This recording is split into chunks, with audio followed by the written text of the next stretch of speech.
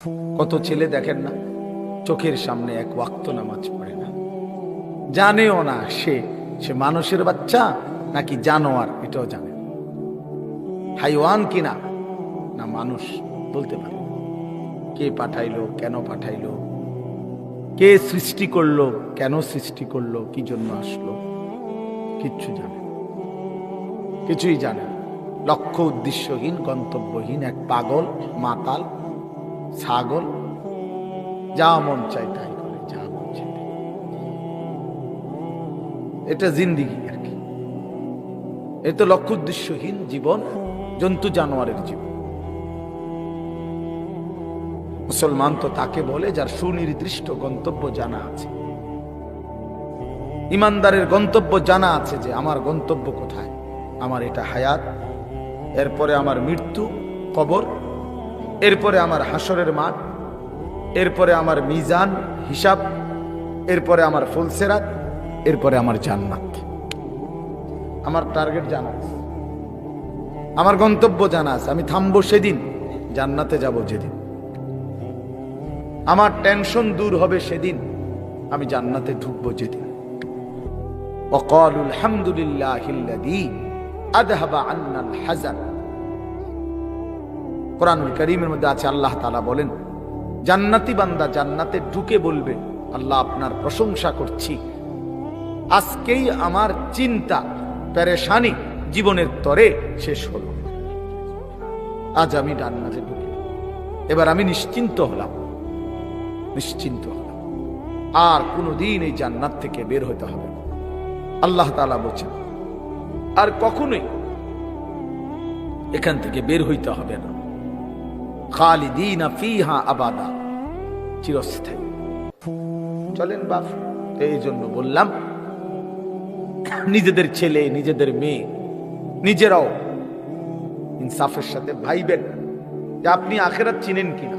আপনার ছেলে মেয়েগুলো যেই জীবন পরিচালনা করতেছে, এতে কি মনে হয়, এতটুকু আন্দাজ করা উচিত যে আমার ছেলে আসলে আখিরাত চিনে কিনা, আমার ছেলের সামনে কোনো গন্তব্য আছে কিনা, নাকি এই মোবাইল, নারী, ছবি, জিনা, ব্যভিচার, মদ, জুয়া, নাচ, গান, উলঙ্গ দৃশ্য, হালাল হারামের কোনো বাজ বিচার নাই, পাক নাফাকের কোনো বাজ বিচার নাই, লজ্জা শরম হায়া কিচ্ছু নাই। যখন যা যা মন চায় খাইতেছে, হ্যাঁ, যা মন চায় তাই করতেছে। তো এই খামখেয়ালি জীবন, যখন যা মন চায় তাই, হালাল হারাম, জায়েজ না জায়েজের জীবন, যার পার্থক্য নাই। আল্লাহ তাআলা কোরআনে বলছে তার উদাহরণ হলো ফামাসালুহু কামাসালিল কালব, কুত্তার মতো। হ্যাঁ, এটা কোরআন শরীফের আয়াত। ওই জীবন কুত্তার জীবন, কুকুরের জীবন। এই জন্য আমি সবসময় এটা বুঝি, বেনামাজির জিন্দেগি কুত্তার জিন্দেগি। এই ফজরের নামাজ না পড়ে যে জানোয়ার গুলো ঘুমায় থাকে, এগুলা কুকুরের জিন্দেগি। খালাস। এই সুদখোর গুলো যে জিন্দেগি কাটায়, এগুলো কুকুরের জিন্দেগি। এই হারামখোর গুলো যে জীবন কাটায়, এটা জানোয়ারের জীবন। কোরআন শরীফের আয়াত।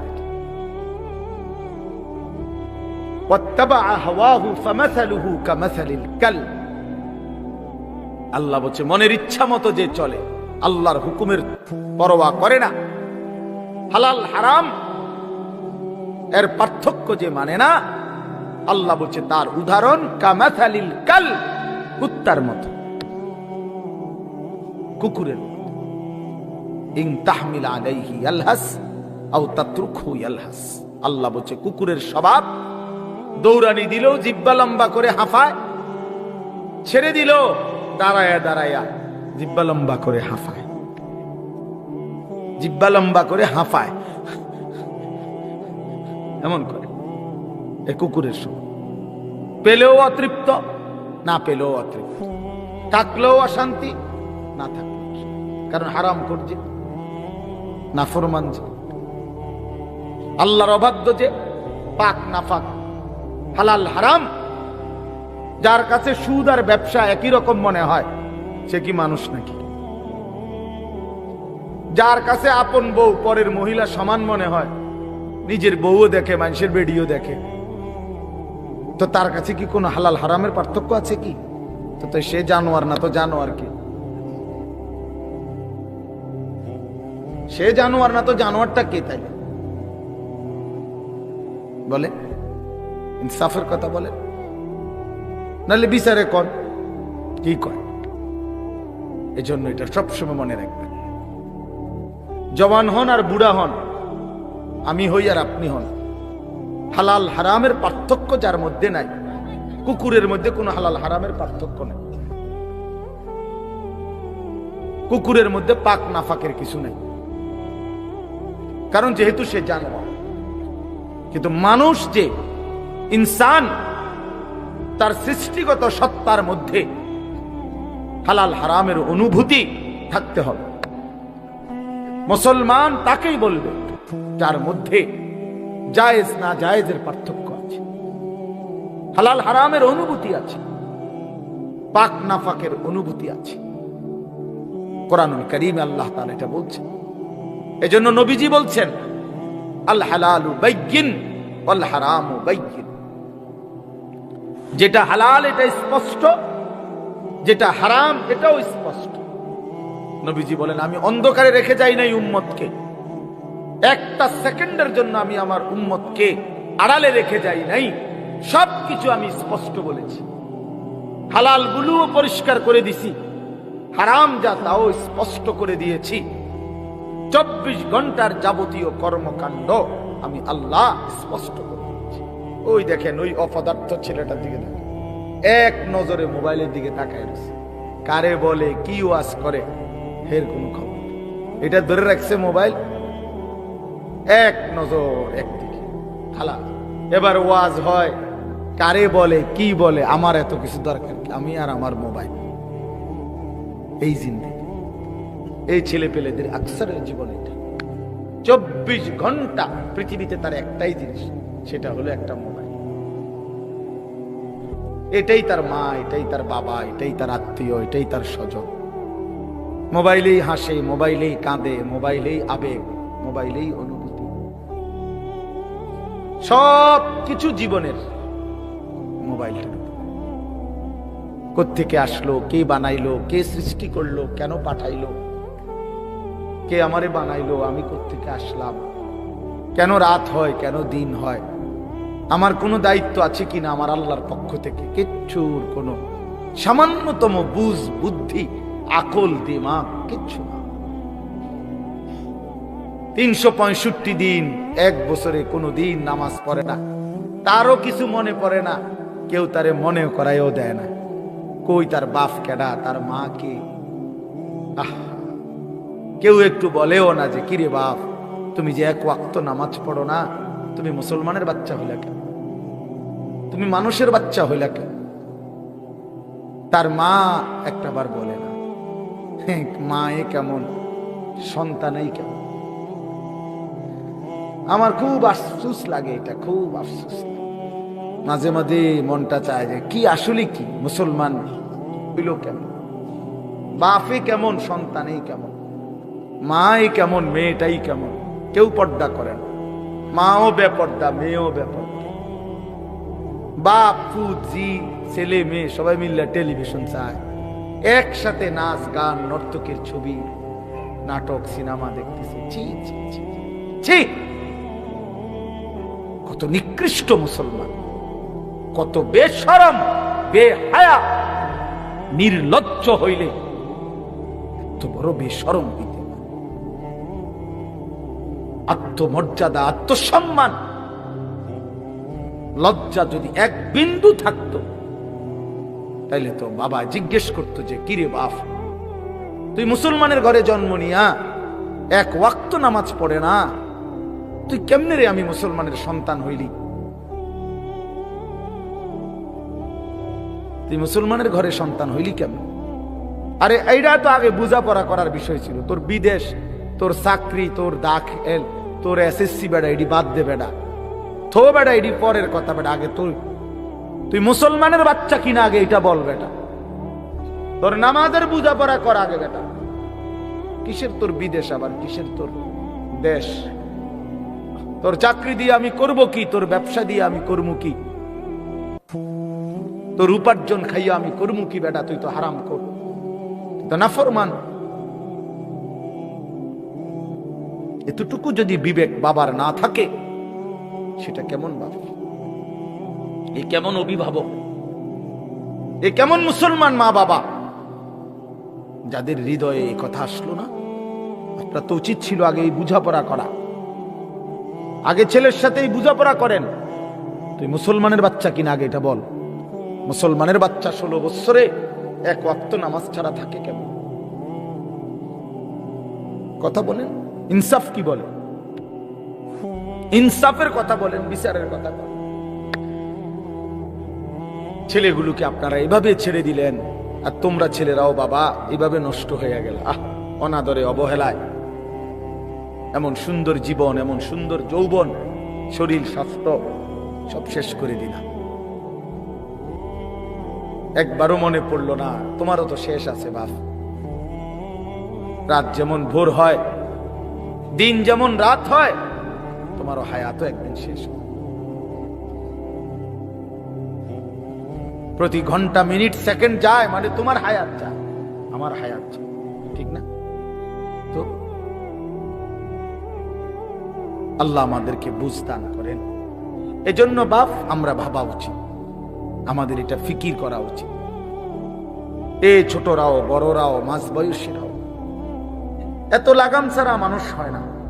মুসলমানের জীবন এত বড়, জন্তু জানোয়ারের মতো হওয়ার কথা না বাবা।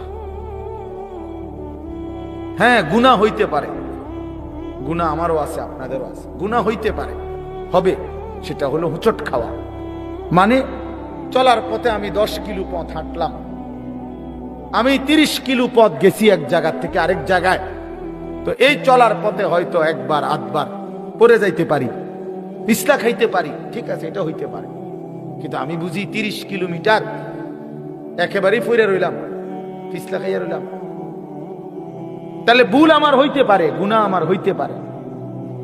আমার 6 মাসে কোনোদিন নামাজ ছুটে যাইতে পারে।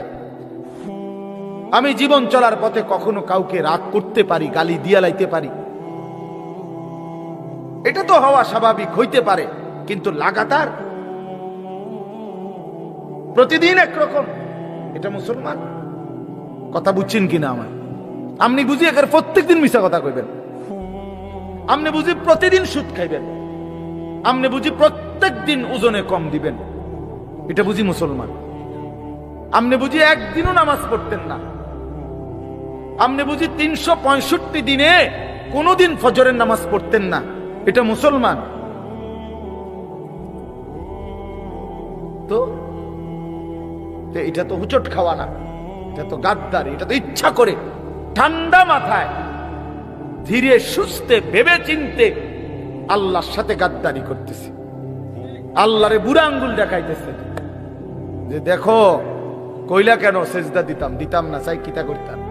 আল্লাহ বলবে অসুবিধা নাই বান্দা, বাতে না খাও, আর তো বেশি কিছু না, দুগা খানাই তো খাও, আর গুম যাও, খানা তো কুত্তাও খায়।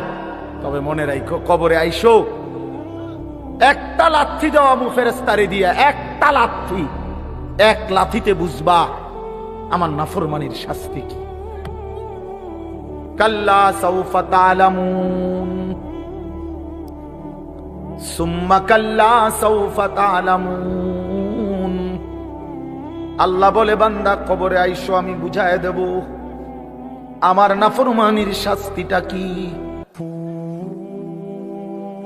ফেরেশতা 2 কান বরাবর, আল্লাহর নবী বলছেন নাফরমানের কবরে ফেরেশতা ফায়াদরিবু দারবাতান বাইনা উযুনাইহি, 2টা কান বরাবর ঘাড়ের মধ্যে প্রত্যেকটা আঘাত করবে লোহার হাতুড়ি দিয়ে।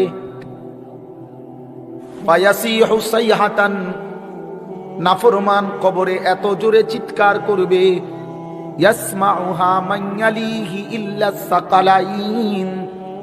আল্লাহর নবী বলেন দুনিয়াবাসী, মানুষ এবং জিন ব্যতীত আল্লাহর সব সৃষ্টি ওই বেঈমানের কবরের চিৎকার শুনতে পাবে, এমন জোরে চিৎকার দিবে, একটা একটা আঘাত। এভাবেই চলবে কিয়ামত পর্যন্ত, এভাবেই চলবে কিয়ামত পর্যন্ত।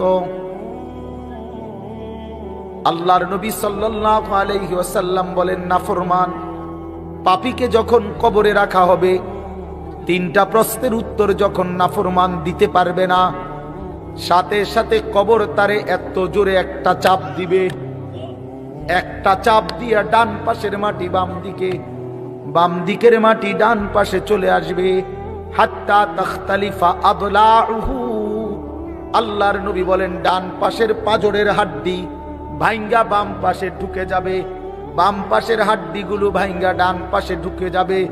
নবীজি দেখায় দিছে হাত্তা তাখতালিফা আদলাউহু, এইভাবে দুই আঙ্গুল একটা যেমন আরেকটার মধ্যে ঢুকে যায়, আল্লাহর নবী বলেন এভাবে পাঁজরের হাড্ডি একটা আরেকটার মধ্যে ঢুকে যাবে। কি বাপ মনে করছো তোমারে এমনে এমনে ছেড়ে দিব? কি মনে করছো যার ভাত খাইলা তার বুঝি হিসাব দিতে হবে না? কি মনে করছো মুফত এটা? হ্যাঁ, কার পানি পান করেছো, কার ভাত খেয়েছো, কার আসমান, কার জমিন, কার চন্দ্র, কার সূর্য ব্যবহার করেছো বান্দা? কার এটা? তোমার আব্বার? শরীরটা তোমার বাপের নি, চোখ নাক কান তো তোমার আল্লাহর। আলাম নাজআল লাহু আইনাইন ওয়া লিসানান ওয়া শাফাতাইন। আল্লাহ বলে, বলো না বান্দা আমি কি দুইটা চোখ দেই নাই? ওহ বাবা কথা কই না। আমি কি জিহ্বাটা দেই নাই? আমি কি দুইটা ঠোঁট দেই নাই? তো উত্তরে কি বলবেন যে না দেন নাই? কি বলবেন? কথা বলেন। তো এই কথা বলার হিম্মত আছে কারো যে আল্লাহ আপনি চোখ দেন নাই, আপনি ঠোঁট দেন নাই? কারো সাহস আছে কিনা এটা বলার? তাইলে আল্লাহই তো দিয়েছেন। আলাম নুসিহ জিসমাকা, হাদিসে আছে নবীজি বলেন আল্লাহ জিজ্ঞেস করবে হাসরের মাঠে, বান্দা বলো না আমি কি তোমার শরীরটা সুস্থ রাখি নাই? ওয়া নুরভিকা মিনাল মা, আমি কি প্রতিবার তৃষ্ণার্ত অবস্থায় তোমারে আমি আল্লাহ তো আমি কি পানি পান করাই নাই? আমি তো পানি পান করিয়েছিলাম, আমি তো তৃষ্ণা নিবারণ করেছিলাম, আমি তো ক্ষুধার চাহিদা পূরণ করেছিলাম, আমি তো কায়নাতের সূর্য চন্দ্র আলো বাতাস দিয়েছিলাম। ওয়াজআলনা নাওমাকুম সুবাতা, আল্লাহ বলে সারা দিনের ক্লান্তি দূর করার জন্য রাত্রি গভীরের ঘুম আমি আল্লাহই তো বানিয়েছি। ওয়াজআলনাল লাইলা লিবাসা, অন্ধকার কালো চাদর দিয়ে ঢেকে পৃথিবীটাকে অন্ধকারাচ্ছন্ন করে দিয়েছি আমি আল্লাহই তোমার ঘুমের উপযুক্ত পরিবেশের জন্য। আবার দিনের বেলা আলোকিত করে দিয়েছি তোমার উপার্জনের সুবিধার জন্য। রাতে তুমি ঘুমাইবার জন্য অন্ধকার করে দিয়েছি, দিনে তুমি রোজগার করবা এই জন্য আলোকিত করে দিয়েছি। সুবহানাল্লাহ। ওয়াজআলনান নাহারা মাআশা, উপার্জনের জন্য দিন বানিয়েছি, ঘুমাইবার জন্য রাত বানিয়েছি। ওয়াজআলনা সিরাজাও ওয়াহাজা, একটা উজ্জ্বল সূর্য আমি আল্লাহই বানিয়েছি। ওয়ানজালনা মিনাল মুসিরাতি মাআন সাজ্জাজা, জমাট বাঁধা মেঘ থেকে আমি আল্লাহ অঝোর ধারায় বৃষ্টি নামিয়েছি। এই জমিনটাকে সিক্ত নরম করেছি, ছোট্ট ছোট্ট ছিদ্র বানিয়েছি। তোমার অনাদরে ফেলে দেওয়া দানা আমি আল্লাহ কুদরতি স্বয়ংক্রিয় মেশিন দিয়ে আমি আল্লাহ জমিনের নিচে আমি নিয়ে এসেছি। কয়দিন পরে আবার আমি আল্লাহ সেই ছোট্ট দানা থেকে নতুন গাছ বের করে দিয়েছি। লিনুখরিজা বিহি হাব্বান ওয়া নাবাতা, তাহলে রিজিকের ব্যবস্থা আমি করলাম, ঘুমের ব্যবস্থা আমি করলাম, উপার্জনের পরিবেশ আমি করে দিলাম, শরীর স্বাস্থ্য জীবন যৌবন আমি দিলাম, আমি কেন সেজদা পেলাম না? আল্লাহ যদি বলে বান্দা আমি কি অপরাধ করলাম, আমি তোমারে এত কিছু দিয়ে আমি কি অন্যায়টা করলাম, যেই অপরাধের কারণে তুমি আমারে সেজদা দিলা না? কি বলবা যুবক? নাফরমান যুবক কি বলবা? অসভ্য যুবক যে নামাজ পড়ো না, হাইওয়ান তুমি কি বলবা? তুমি মানুষ না জানোয়ার? বেনামাজি তুই মানুষ না জানোয়ার? বল, মানুষ না জানোয়ার বল বেটা। অনেক বেহায়া এখনো হাসে এইখানে, এত বড় অসভ্য বেহায়া, এই বেহায়া এখনো হাসে। চিন্তা করছো নি? হ্যাঁ, এত বড়, এত নির্লজ্জ, এত বড় অসভ্য যে এখনো হাসে। অর্থ হইল আমারই কয়, বুঝেন নাই? বুঝতেছে সে আমারই কয়। আহ আহ আমার মনে হয় কুকুর রে কইলে কুকুর মাথা নামাইলে। আহা, আমাদের সন্তানদের হালাত কত নাজুক, চিন্তা করে দেখে। মুসলিম সমাজে বসবাস করে, বাপ মুসলমান, মা মুসলমান, চারিদিকে মসজিদ, চারিদিকে মাদ্রাসা, কত দাড়িওয়ালা, টুপিওয়ালা, পাঞ্জাবিওয়ালা প্রতিদিন মসজিদের মিনারা থেকে উচ্চ কণ্ঠে মাইকের হর্ন দিয়ে আজান হইতেছে। এত বেশি মাইক, হর্ন, মসজিদ, মাদ্রাসার পরিবেশের মাঝখানে থাইকাও এটা কত বড় গাদ্দার, কত বড় গাদ্দারা নাফরমান। এত সুন্দর চারদিকে মসজিদ, মাদ্রাসা, আলেম ওলামা, দাড়ি টুপি, মাদ্রাসার পরিবেশের ভেতরে থাইকাও জানোয়ারে একটা সেজদা দেয় না। কত বড় নিকৃষ্ট জানোয়ার, চিন্তা করছে। এই বাপ, এমন সন্তান পাইলা কবরে যাই আফসোস ছাড়ার কিচ্ছু নেই। আজকে যদি এই আফ্রিকার জঙ্গলে থাকতো তাহলে হয়তো যে বাবা এত বড় আফ্রিকার জঙ্গলে ছিলাম, যেখানে কোনো দিন কোনো আজান হয় নাই, যেখানে কোনো মসজিদ দেখি নাই, মাদ্রাসা দেখি নাই, আল্লাহ চিনব কোত্থেকে? আমি তো আফ্রিকার জঙ্গলের ভিতরে থাকতাম। বলেন, একটা ছেলে বলেন, এই ছেলেগুলো বেনামাজি যে ছেলেগুলো, এদেরকে জিজ্ঞাসা করেন যে বাবা তুই কি আল্লাহ চিনলি না, না রাসূল চিনলি না? তুমি বাবা কি মসজিদ চিনলা না, মাদ্রাসা চিনলা না? কোনদিন কি কোরআন দেখলা না? কারো লাশ, কারো জানাজা, কারো কবর কিছুই দেখো নাই? কিচ্ছুই তোমার কলজার মধ্যে কোনো এক বিন্দু কোনো বিবেক অনুভূতি জাগাইলো না? শুধু নারী, শুধু একটা মোবাইল, শুধু একটা ছবি, শুধু একটা অশ্লীল দৃশ্যের কাছে হেরে গেলা। ছেলেরা বলো বাবা, তোমরা বলো, কার কাছে হাইরা গেলা? কেমনে হাইরা গেলা তুমি? তোমার বাপ মুসলমান, মা মুসলমান, তোমার ঘর মুসলমান, তোমার দাদা দাদি, নানা নানি, চাচা মামা, ফুফা খালু সব মুসলমান। তোমার এলাকার চারদিকে আজান হয়, তোমার মহল্লার প্রত্যেক গলিতে গলিতে মাদ্রাসা আছে, কোরআনের ঘর আছে। তোমারই কোনো না কোনো চাচাতো ভাই, মামাতো ভাই, ফুফাতো ভাই, আত্মীয় কেউ না কেউ হাফেজে কোরআন আছে, আছে না? তালেবে ইলম আছে, মাদ্রাসায় পড়ুয়া আছে। এত কিছু দেখার পরেও যার কলিজায় এক ওয়াক্ত নামাজ পড়তে মন চায় না, তার দিল পাথরের চাইতে শক্ত, তার দিল জন্তু জানোয়ারের দিলের চাইতে নিকৃষ্ট। কারণ এ বড় শক্ত হারামি, মনে রাখে।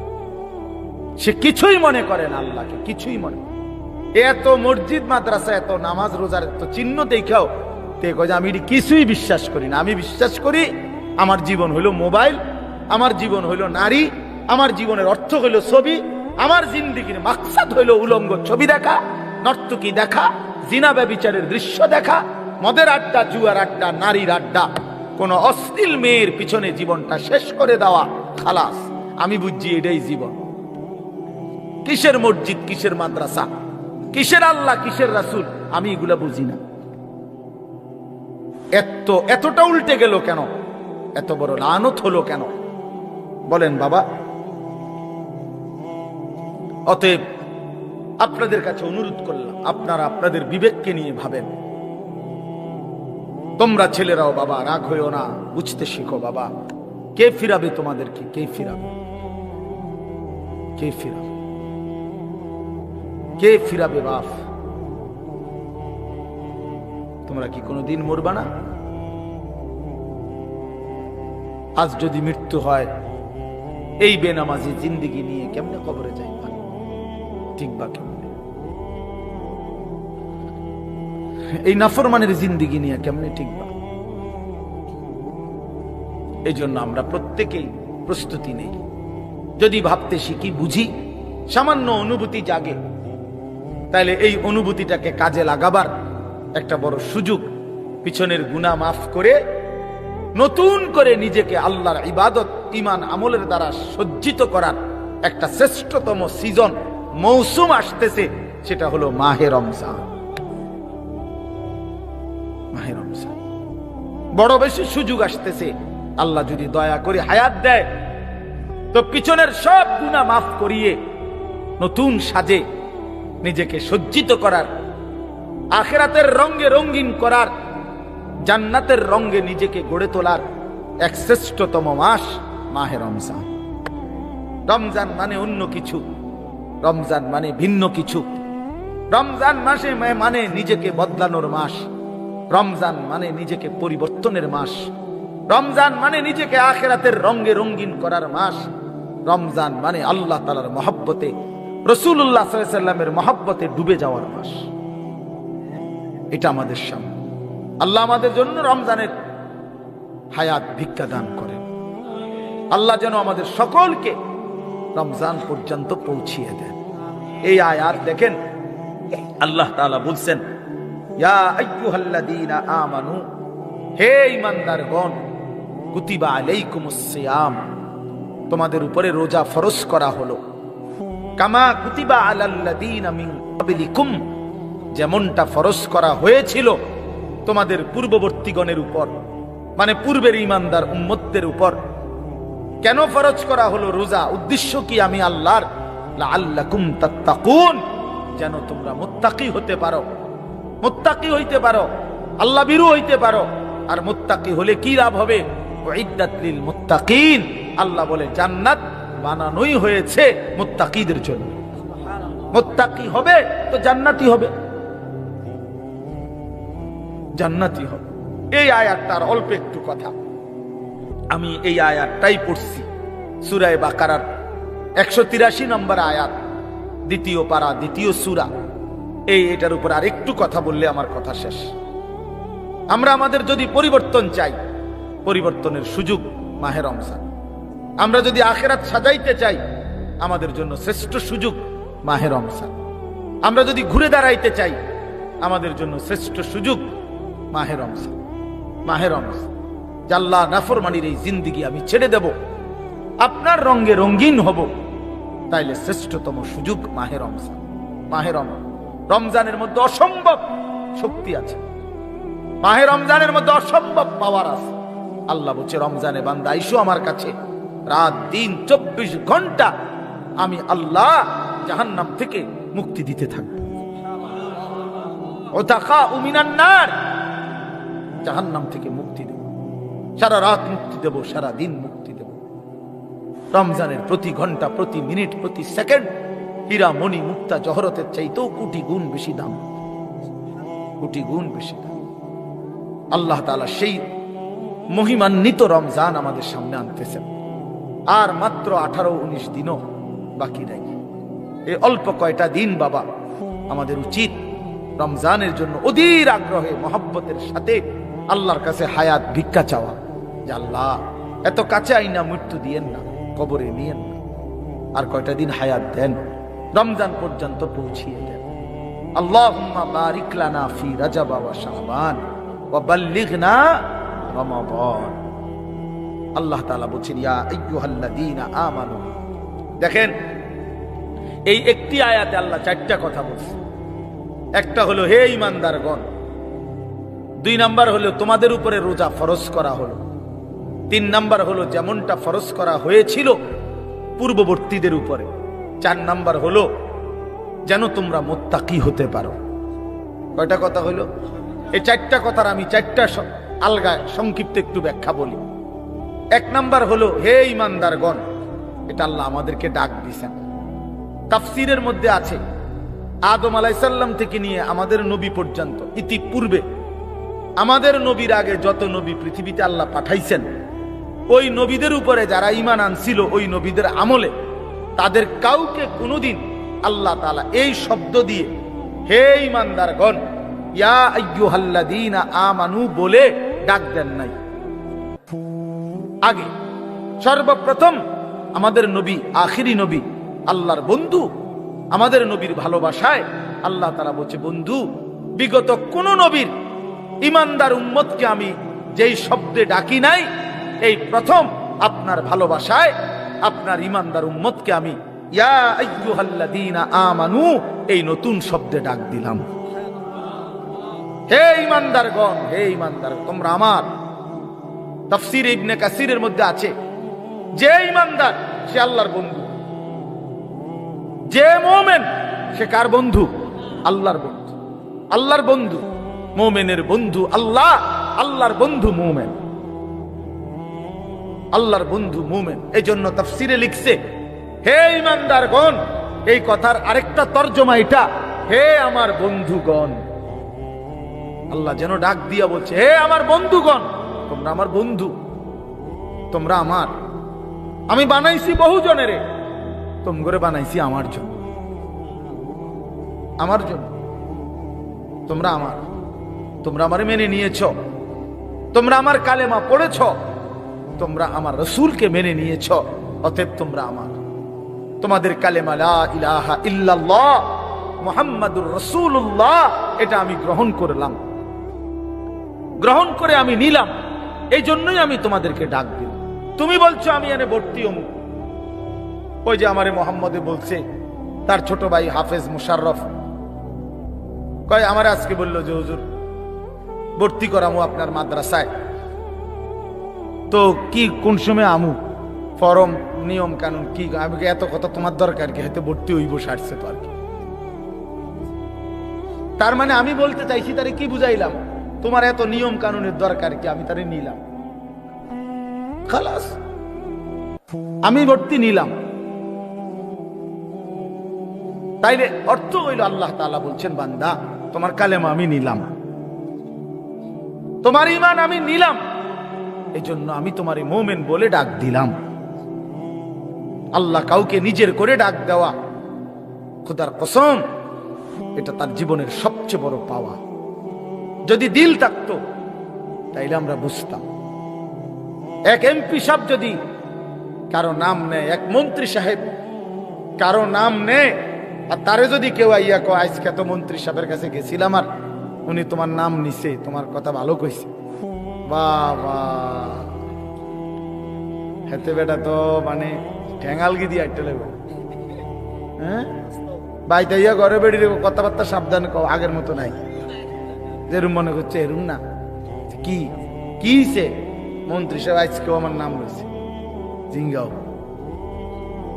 মানে সে এটাকে খুব গৌরবের মনে করবে, ঠিক কিনা বলেন না কেন? সবার কাছে ঘুরে ঘুরে বলার চেষ্টা করবে, আমি কিন্তু মন্ত্রীর পরিচিত।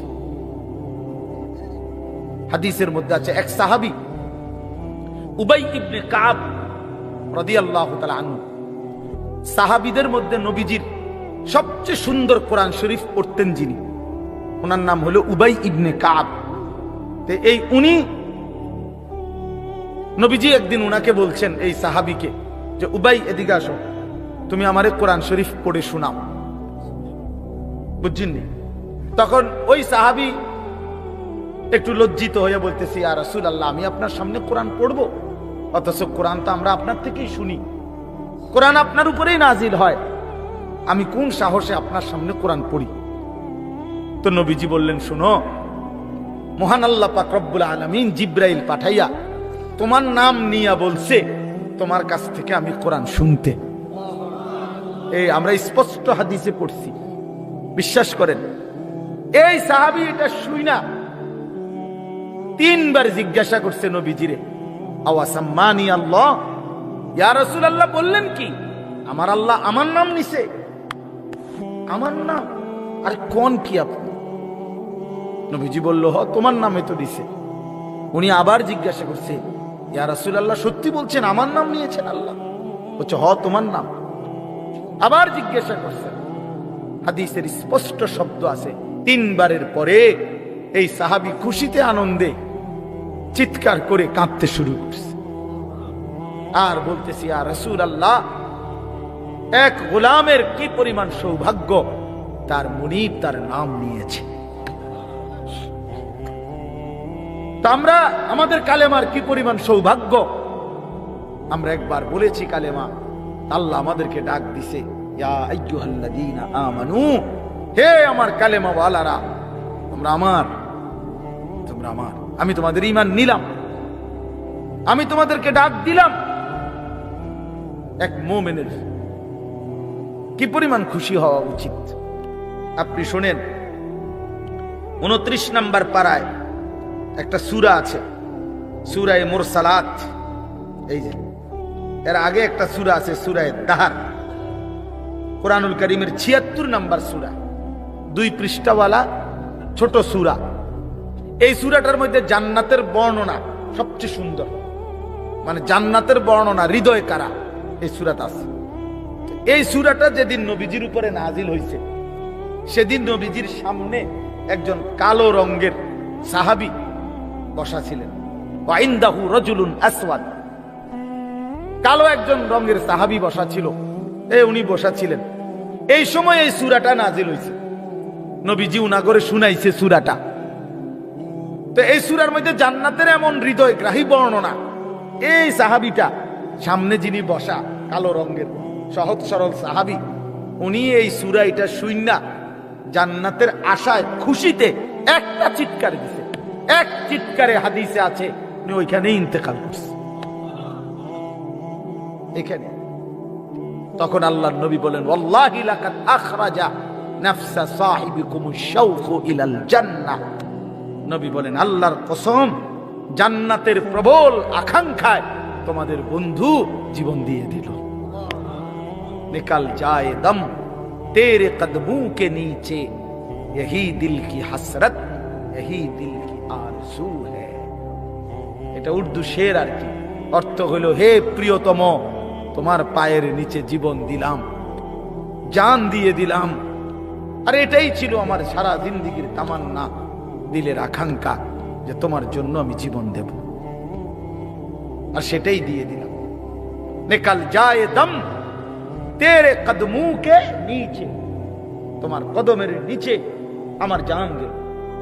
এহি দিল কি হাসরত, এটাই ছিল দিলের আকাঙ্ক্ষা। এজন্য আজকে ছেলেরা কোথায় জীবন শেষ করে দিচ্ছ? এমন সুন্দর জীবন, এমন সুন্দর যৌবন, আহা, শক্তির টাইমটা, জীবনের সক্ষমতার সময়। ছোটবেলা তো ভাইয়া দুর্বল, বৃদ্ধ বয়সটাও দুর্বল। তোমাদের অনেক কিশোর নওজোয়ান একজনের গায়েও চাদর নাই, কিন্তু মুরব্বী সবগুলোর গায়ে চাদর। দেখো চাকায়া, এই চাষারা তো আমার সব পরিচিত চাষা। অর্থ হইল এই বৃদ্ধের এই দুর্বলতা তাকে চাদর গায়ে দিতে বাধ্য করেছে। তার শরীরে শীতের অনুভূতিটা বেশি, ঠিক কিনা বলেন নাকি? কিন্তু তোমরা নওজোয়ান, তোমাদের অধিকাংশ কারো গায়ে চাদর নেই। তোমরা দেখো ভাইয়া, আমার গায়ে কোনো চাদরই নাই। তাইলে বুঝাইতে চাইলাম, এই শক্তির সময় যৌবন। যুবক চাইলে পাহাড় কাইটা সমান করতে পারবে, যুবক চাইলে সাগর নদী মাটি দিয়ে ভরাট করে দিতে পারে। একটা এলাকার যুবক ছেলেরা যদি চায়, সবার হাতে হাতে মদের বোতল পৌঁছাই দিতে পারবে। একটা সমাজের ছেলেরা যদি চায়, সবার হাতে হাতে নামাজের মুসল্লাও তুলে দিতে পারবে। অতএব ছেলেরা, তোমরা যারা যুবক আয়োজন করছো, আমি তোমাদের উৎসাহ দেই, একটু আগাও, এখানে থাইমা যাইও না। একটা মাহফিল করছি, এক ফোটলা বিরিয়ানি খাওয়াই দিছি, খালাস না বন্ধু, একটু আগাও। তোমরা আবার বসো, যে কয়জনে মাহফিলের আয়োজন করছো তোমরা আবার বসো, যে আমরা কেমনে একটু ভালো হইতে পারি। একটু চরিত্রবান হইতে পারি, আমরা কেমনি নিজেরা নামাজ ধরতে পারি, একটু যদি হিম্মত করো যুবক, ইনশাআল্লাহ ভালো হবে। শনিবার দিন আমি আমার মাদ্রাসায় এই শনিবারে সকাল 10টা থেকে বিকাল 4:30 পর্যন্ত এইবারই প্রথমবার আমি আলাদা 16 বছর থেকে 30 বছরের নিচে যাদের বয়স, এই কিশোর যুবকদের জন্য আলাদা ইসলাহি মজলিসের আয়োজন করছিলাম। আমার শায়েখ আল্লামা মুফতি মুশতাকুর নবী সাহেব বয়ান করছেন, আল্লামা মুফতি আমজাদ হুসাইন সাহেব বয়ান করছেন, হযরত মাওলানা মুফতি ইউসুফ বিন ইকবাল বয়ান করছেন, আমাদের কুমিল্লা ক্যান্টনমেন্টের বড় একজন শিশু বিশেষজ্ঞ ডাক্তার মিজানুর রহমান উনি বয়ান করছেন, আমি নিজে কিছু কথা বলছি। প্রায় 600 ছেলে এন্ট্রিভুক্ত আসছে, এখানে উপস্থিত হয়েছে 600। সন্দ্বীপে, চট্টগ্রামে আমরা প্রতি বছর সন্দ্বীপ যাই, সেখানে 4টা-5টা ছেলে ফজরের নামাজের জন্য, তারা বন্ধু কলেজের ছেলে, 4-5 জন ছেলে মাত্র। ওরা একদিন সিদ্ধান্ত নিছিল, ওরা সবসময় ফজরের নামাজ পড়তো, তো ওরা একদিন সিদ্ধান্ত নিছে যে ফজরের পরে তারা সন্দ্বীপ তো সাগরের পারে, তো সাগরের পারে হাঁটতো তারা। তো তারা একদিন সিদ্ধান্ত নিছিল আজ থেকে 1 বছর আগে যে আমরা সকালবেলা না হাইটা চলো আমরা বন্ধুদেরকে ফজরের জন্য জাগাই, ফজরের ক্যাম্পেইন করি, ফজরের জন্য গণসংযোগ করি। এই 4-5 জন ছেলে উদ্যোগ নিয়ে শুরু করছে। ঠিক 1 বছরের মেহনতে এই গত নভেম্বর, 24 সালের নভেম্বরে আমি গেছি মাহফিলে, ওইখানে তারা আমার লিস্টেড, ফজরের পরে আমি তাদের জন্য আলাদা বয়ান করছি, তাদের আলাদা মাহফিল হয়েছে ফজরের পরে। মানে রাতে আমি যেই প্যান্ডেলে ওয়াজ করছি ওই প্যান্ডেলটা তারা সকালের জন্য আবার ভাড়া নিছে। বুঝেন না এই কথা? আমি ওখানে ছিলাম, আর ওখানে রাত্রে আসা যায় না, ওইটা সন্দ্বীপে স্পিড বোট দিয়ে আইতে যাইতে হয়, তো রাইতে আওয়ানোর সিস্টেম নেই, থাকতে হয়। এই জন্য ফজরের পরে আবার বয়ান করছি 1.5 ঘন্টা। তো ওরা, আমি বললাম এত ভোরে ছেলেরা আইবনি, কয় হুজুর আসবেন ইনশাআল্লাহ, আপনি দেখেন। তারা আমারে দেখাইছে কাগজে কলমে লিস্টেড করা, প্রায় 4,500 ছেলে এখন ফজরের নামাজ জামাতে পড়ে। যুবক চাইলে কি না পারে, যুবক চাইলে ভাঙতে পারে, যুবক চাইলে গড়তে পারে, যুবক চাইলে বুলডোজার দিয়ে সমান করে লাইতে পারে, সমান করে ফেলতে। আবার সেই ভাঙার উপরে যুবক চাইলে গড়তেও পারে। আল্লাহ তাআলা নওজোয়ানের শরীরে অসম্ভব হিম্মত দান করছে, অসম্ভব হিম্মত। এই জন্য বাপ, আমি যুবক যারা তাদেরকে উৎসাহিত করলাম। মহান আল্লাহ পাক রব্বুল আলামিন আমাদেরকে বলছেন, আমি তোমাদের ঈমানদার, ঈমান নিলাম, আমি ঈমান দিছি বান্দা। আমি গত বছর যখন তাবলীগের সফরে ছিলাম দিনাজপুর জেলায়, গত বছর আগস্ট মাসে 72 বছর বয়স্ক একজন হিন্দু লোককে কালেমার দাওয়াত দিছিলাম। ওনার 2 ছেলে মুসলমান, ওনারে আমি 2.5 ঘন্টা কালেমার দাওয়াত দিছি। আমরা 3 জন আলেম মিলে কত অনুনয় বিনয় করছি, কাকুতি মিনতি করছি, কাঁদছি, চোখের পানি ফেলছি। একটা বার চাচা কালেমা পড়েন, আপনার ছেলে মুসলমান, ছেলের বউ মুসলমান, আপনার নাতি নাতনি সব মুসলমান, আপনি এখনো বসে আছেন কেন? আহা, এই 72 বছর হয়ে গেছে। বুড়া মিয়া কয়, আমি ওটা বলবো না, বলে নাই। আমি আমার সাথীদের কাছে, আমার 26 জন সাথী নিয়ে চিল্লায় গেছি, 16 জন আলেম, এক চিল্লা সফরে 950 মানুষ আল্লাহর রাস্তায় বের হয়েছে চিল্লার জন্য। আলহামদুলিল্লাহ, আল্লাহই করাইছে।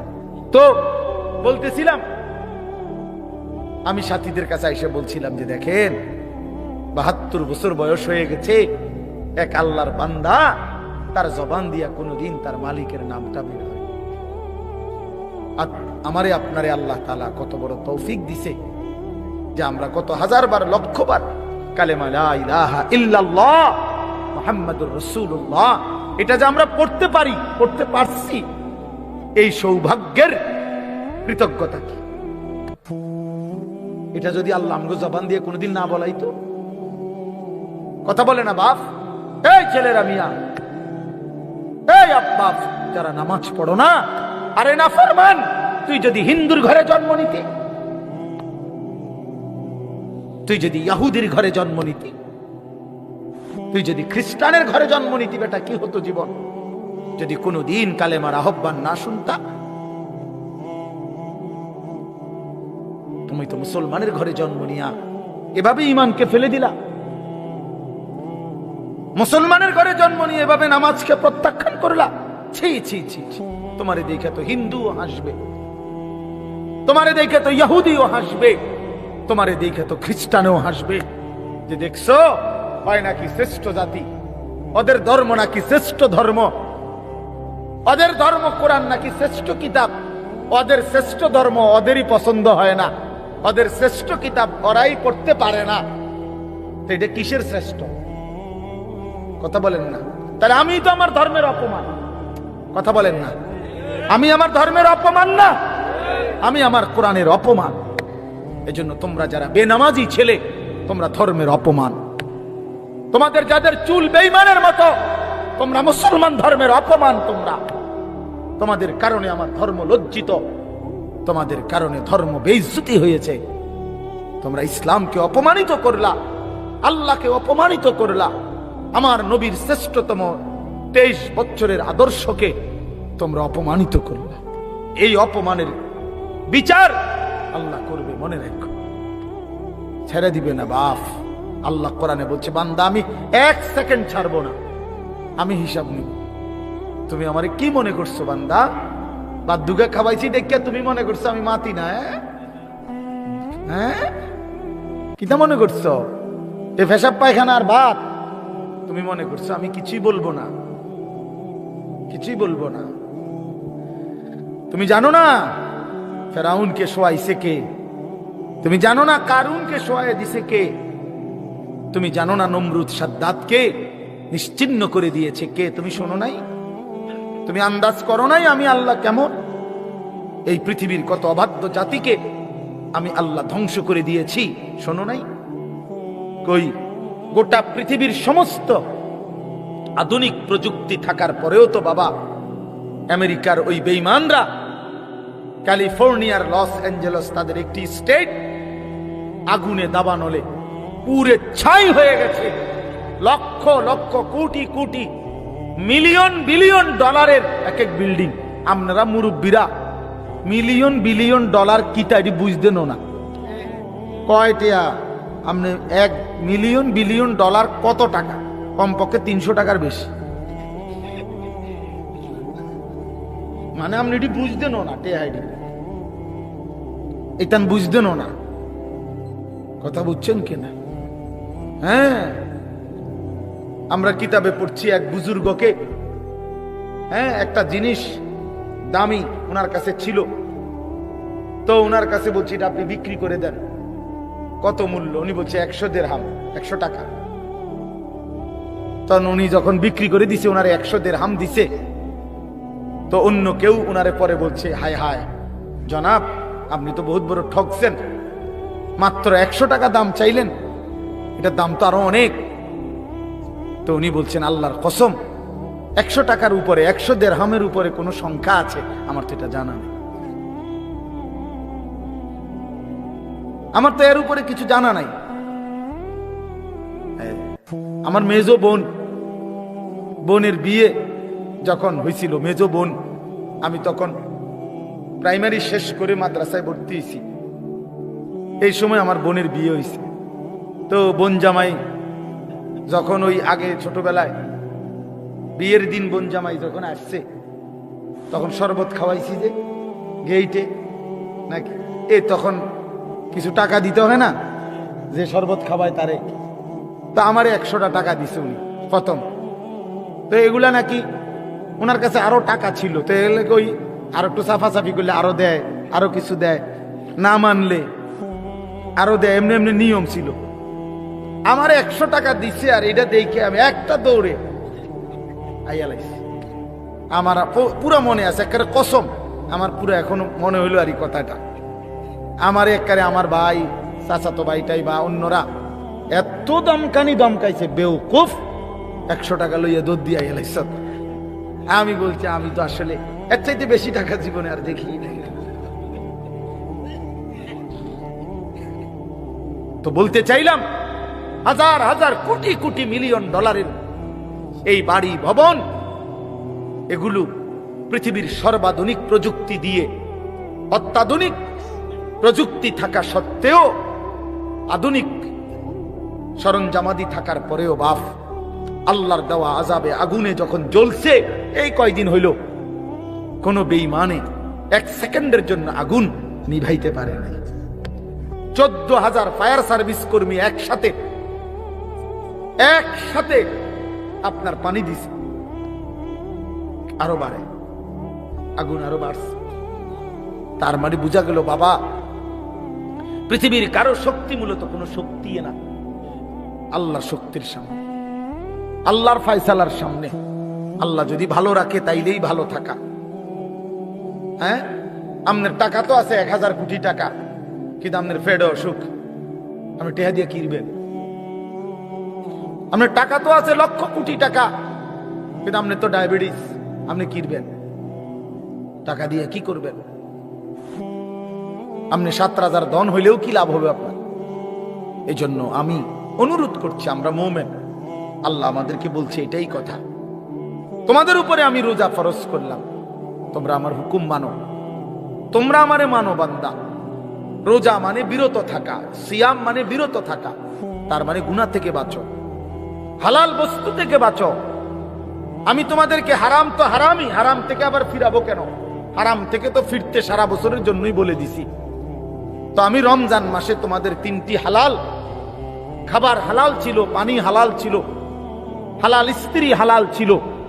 আমি রমজানের 30টা দিন, একটা মাসে তোমাদের জন্য খাদ্য, পানি, স্ত্রী, এই 3টা জিনিস হালাল বস্তু আমি হারাম করে দিলাম। যেন আমি বুঝাইতে চাইলাম যে দেখো, আমি আল্লাহ যেখানে হালালটাও হারাম করে দিলাম, সেখানে হারামটার প্রতি আমি আল্লাহর কি পরিমাণ ঘৃণা। যেখানে হালালটাই ছেড়ে দিতে বললাম, সেখানে হারামটা ধরে রাখার কোন সুযোগ আছে? অতএব মিথ্যা, চুরি, ডাকাতি, জিনা, ব্যভিচার, মদ, জুয়া, নাচ গান, সুদ, ঘুষ, মা বোনদের বেপর্দা জিন্দেগি ছেড়ে দেন, ছেড়ে দেন। একজন বুঝলে একজনই, কোনো অসুবিধা নাই, আমার কোনো আফসোস নাই। আমি সব সময় ফেরিওয়ালার মতো আমি বুঝি, একজনই শুনুক, একজনই যদি ভাবে আলহামদুলিল্লাহ, সংখ্যা দিয়ে আমি কি করব? বুঝেন না? 10 কোটি মানুষ আমারে মনে করেন আলগি দিছে, তো কি